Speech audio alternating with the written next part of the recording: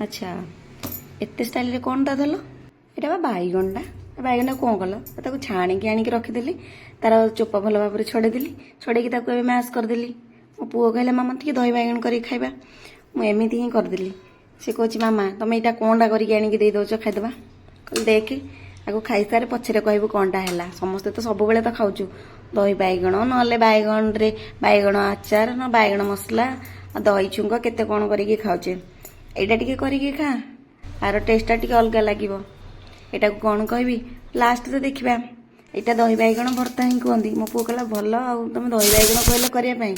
कौन बैगण को चकटा चकटी करके दही देकी से छुंक देकी छाड़देला मामा कहली खाई देख आग तापर कहबू केमती लगुच ए टेस्टा सब भल लगुच ए टेस्टा खाइला पर जानबू जे दही बैगणटा बेसी टेस्टी ना दही बैगण भर्ताटा बेसी टेस्टी एटा हूँ सबुठू बेसी टेस्टी आ जदि एमिति छुंक न देबे ताले डायरेक्ट पैन रे ही ए मिश्रण को पके देकी एपट सेपट करने टिके कड़ी ठंडा हैला परे गैस टाकू टिके लो कर देकी नले बंद कर देकी एबे रेडी हो गला हमर दही बैगण भर्ता